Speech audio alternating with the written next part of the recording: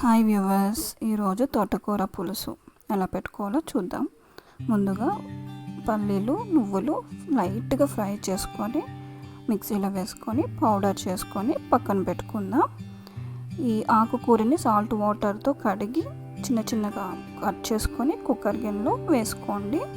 అందులో ఉల్లిపాయ, పచ్చిమిర్చి, చింతపండు, టమాటో వేసుకొని అందులో లైట్గా కొంచెం పసుపు వేసుకొని తగినంత వాటర్ పోసుకొని, ఎక్కువ వాటర్ వద్దు ఎందుకంటే ఆకుకూరలో వాటర్ ఉంటుంది కాబట్టి కొంచెం తక్కువ వాటర్ పోసుకొని క్యాప్ పెట్టుకొని 3 విజిల్స్ వచ్చేంత వరకు ఉంచండి. ఇలా విజిల్ వచ్చినాక చల్లారినాక క్యాప్ తీసి మీ దగ్గర ఉన్న పప్పు గుత్తి కానీ స్మాషర్ కానీ గరిటతో కానీ దేంతో అయినా ఇలా స్మాష్ చేసుకోండి. మెత్తగా స్మాష్ చేసుకొని ఇది పక్కన పెట్టుకుందాం. ఇది బాగా స్మాష్ చేయాలి. వీక్లీ 2 టైమ్స్ అయినా ఆకుకూరలు తీసుకోండి. రోజు తీసుకుంటే మరీ మంచిది, లేదు కుదరదు అనుకునే వాళ్ళకి వీక్లీ 2 టైమ్స్ అయినా తీసుకోండి, మంచిది. ఇలా తీసుకున్నాక పోపు పెట్టుకుందాము.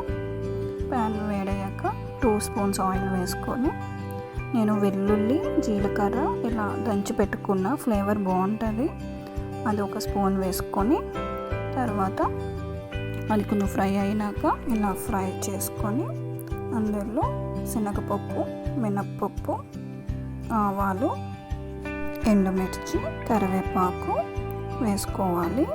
ఇవి కొంచెం చిటపటలాడి బాగా ఫ్రై అయినాక ఇంగువ వేసుకోవాలి. ఇంగువ వేసుకొని కొంచెం ఫ్రై చేసి ఇలా పోపు పెట్టుకొని ఇందులో సాంబార్ పౌడర్ వేసుకోవాలి. అది మీకు ఆప్షనల్ అండి, లేకపోతే స్కిప్ చేసేయచ్చు. అది ఫ్లేవర్ కోసం నేను వేస్తున్నాను. సాంబార్ పౌడర్, తగినంత ఉప్పు, ఆకుకూరలు కొంచెం తక్కువ ఉప్పు పడుతుందండి, చూసుకొని వేసుకోండి.